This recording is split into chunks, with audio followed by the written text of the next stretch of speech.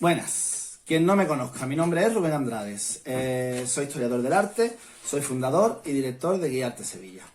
Y hoy os traigo la siguiente entrega de Cultura en Cuarentena, ¿vale? Esta serie que estamos dedicando a extraer, a tomar cositas de nuestras actividades, de nuestras visitas guiadas a rutas culturales, cositas que no se cuentan mucho, cositas en las que las actividades pasamos por alto y aquí aprovechamos para extendernos un poquito más, ¿vale? La entrega de hoy no va a ser así. En la entrega de hoy vamos a hablar de una leyenda que conocéis muchos, que contamos en una ruta concretamente, ¿vale? La ruta de Leyendas de Sevilla, una ruta nocturna, por lo que han pasado miles de personas con nosotros, ¿vale?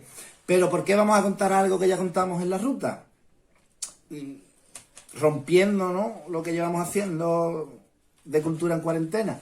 Pues porque nos hemos dado cuenta que también nos siguen muchas personas a través de las redes que no han venido a nuestras rutas, que no han venido a nuestras visitas, que no tiene amplios conocimientos a lo mejor de la historia de Sevilla, ¿no?, o de determinadas leyendas que sí tienen mucho peso para el sevillano. Por eso hemos decidido, ¿vale?, contar esta ruta. Por eso y por dos motivos. Porque el protagonista, que imagino que sabéis quién es, voy a decir ya, es Pedro I de Castilla, el rey Pedro I, conocido con un sobrenombre, Pedro I el Cruel, ¿vale? El protagonista da para tanto. El protagonista es una de esas personas históricas que desde mi punto de vista están algo maltratadas, que queríamos hacer dos episodios, ¿vale? Uno contando esta historia, contándola bien, y un segundo analizando un poquito la figura de Pedro I, de por qué nos ha llegado como Pedro I el Cruel, aunque muchos diréis, que también le llaman el justiciero. Bueno, ya veremos por qué le llamaron el justiciero, ya veremos sobre todo cuándo. Durante la mayor parte de la historia ha sido el Cruel. En un momento dado, si es verdad que se rescata o que se le adopta ese nombre, el justiciero, pero es más conocido, ha llegado a nosotros como Pedro I el Cruel, ¿vale?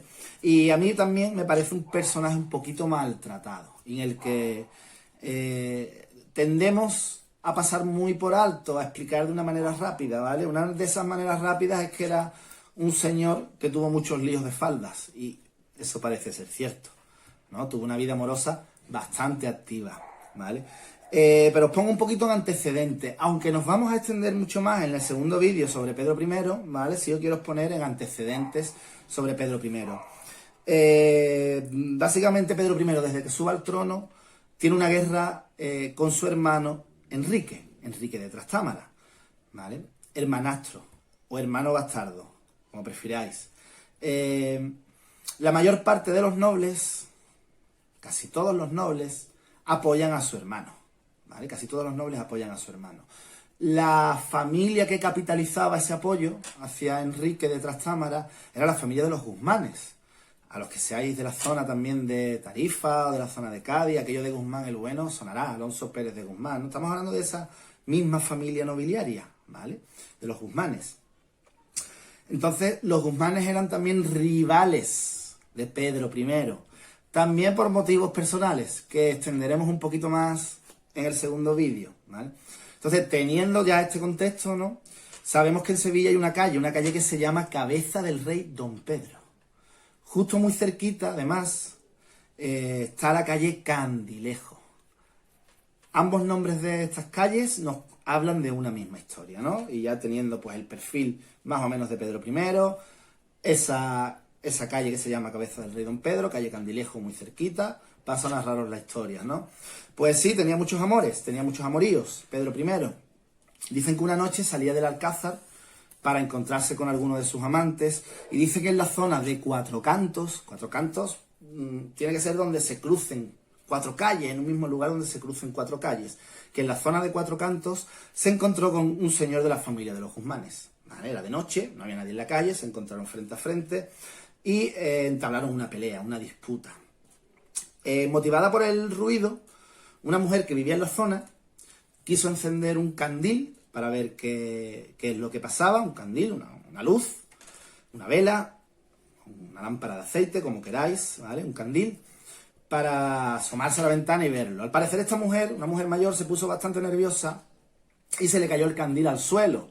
Hizo, al parecer, bastante ruido, ¿no? Y quedó allí el candil. La pelea acabó. La pelea acabó con uno de los dos asesinado en el suelo, ¿vale? Y otro marchándose. Esta mujer mayor no le dio tiempo, no pudo ver quién había sido finalmente el que había quedado vivo, por lo tanto el que había cometido el asesinato. Pero, sin embargo, supo quién fue. Supo que fue el rey. Supo que Pedro I fue el último que se fue de la escena del crimen, como diría Sherlock, ¿vale? Y lo supo por un ruido. Dicen que es un ruido de dos nueces chocando entre sí, ¿vale? Y dicen que es un ruido que hacía el propio rey, el propio monarca, Pedro I, al caminar. Podéis leer por algún sitio que gracias a una caída a caballo que tuvo de pequeño. Parece ser que no, ¿vale? En este tema ahondaremos un poquito más también en el siguiente vídeo. Sí que es cierto que le crujían las rodillas o que al menos que padecía una fuerte cojera, ¿vale? Ya veremos por qué.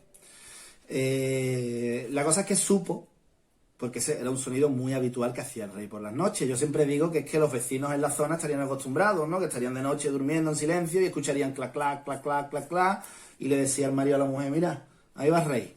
Entonces supo, era un sonido al que estaban habituados y supo que era el rey.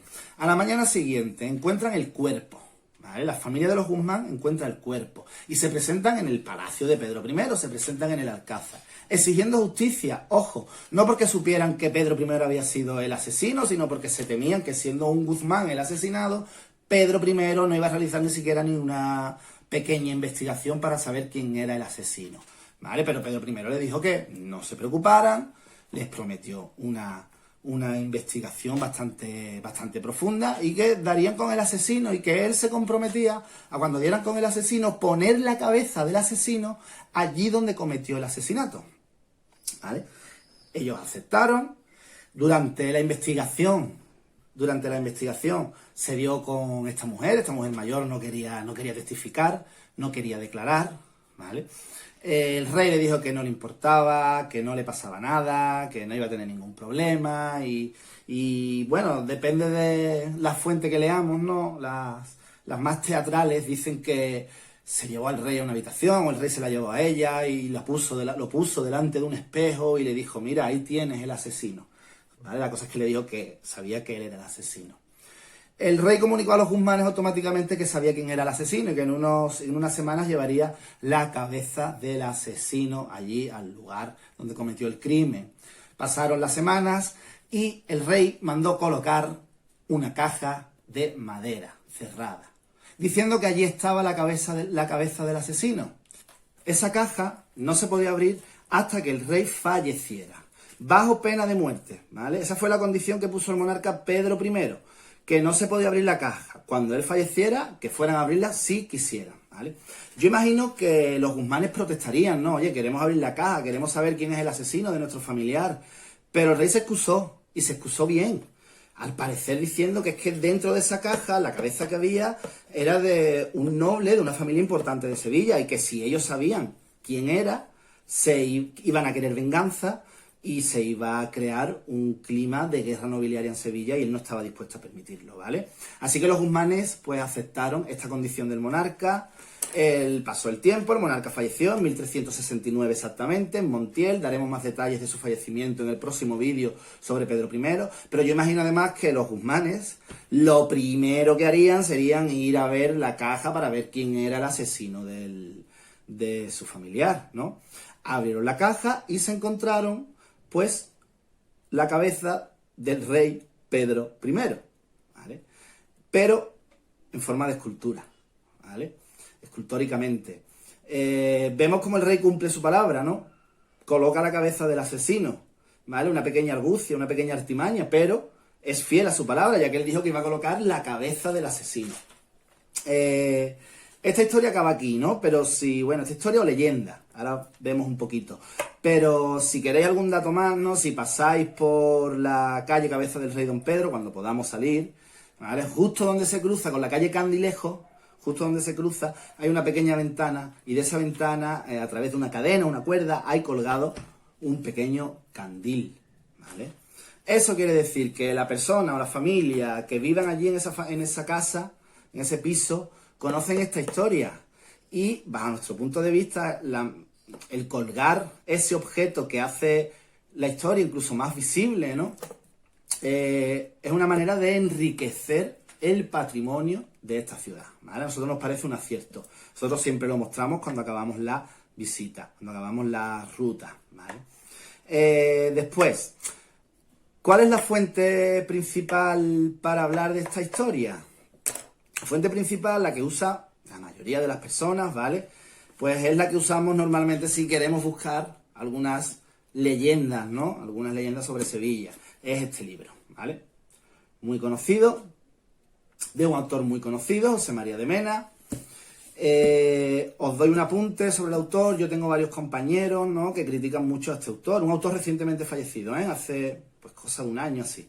Critican a este autor porque lo acusan de no tener un método científico principalmente. ¿Eso qué quiere decir? Que él cuenta historias, da muchos nombres además, da muchos datos, pero no cita fuentes, ¿vale? Teniendo en cuenta que estos libros son del siglo XX, del siglo XXI, algunas ediciones, esta me parece que es bastante moderna, es del siglo XXI, ¿vale?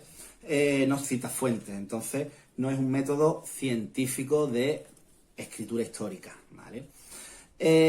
A ver, y mi opinión, ¿no?, sobre José María de Mena. Mi opinión es que es valiosísimo, ¿vale? Tú tienes que saber que estás leyendo a José María de Mena, ¿vale? Tienes que saber a quién lees siempre, siempre. Al igual que cuando lees una novela histórica, tienes que saber que es una novela. José María de Mena para mí tiene un valor incalculable, ¿vale? Y es que es el primero que empieza a escribir exclusivamente sobre temas históricos sevillanos cuando nadie lo hacía, ¿vale?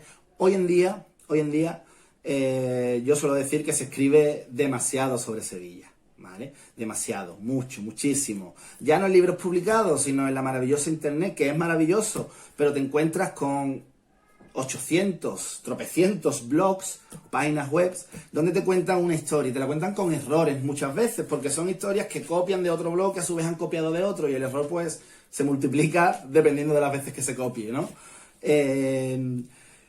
Pero bueno, a José María de Mena le debemos eso, ¿no? Que se escriba muchísimo sobre Sevilla, que salgan muchísimas publicaciones sobre Sevilla, ¿vale? En un momento en el que se escribía poco, ¿vale? No digo que no se escribiera nada, pero que se escribía poco. Y bueno, y este tipo de empresas, la nuestra, Guiarte Sevilla, le debemos bastante a él, ¿no? Esa inquietud del sevillano por conocer más de su ciudad, ¿no? Así que, bajo mi punto de vista, José María de Mena es importantísimo, ¿vale? Sabiendo siempre que él es una persona que no cita fuentes, ¿vale? Después, varias cosas también, ¿no? Esta leyenda la podéis escuchar con diferentes matices a como yo os la he contado, ¿vale?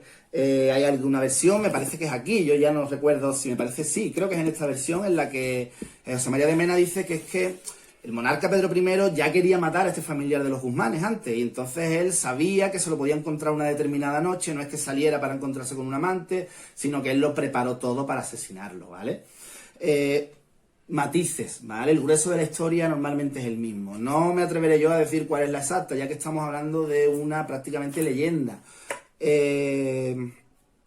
Algún apunte más. Si pasáis por la calle también, cuando podamos salir de nuevo, y veis el busto, veis la cabeza, bueno, que es la que está de portada en este libro, ¿vale? Si veis el busto, si veis la cabeza, pues podéis pensar que esa cabeza estéticamente no puede ser del siglo XIV. Y es que os digo una cosa, no lo es. No es una cabeza del siglo XIV. Pero entonces esto significa que esta historia es falsa completamente, porque si esta cabeza no es del siglo XIV, de hecho más bien estéticamente corresponde al XVI. ¿Quiere decir que es falsa esta historia al 100%? No, en absoluto.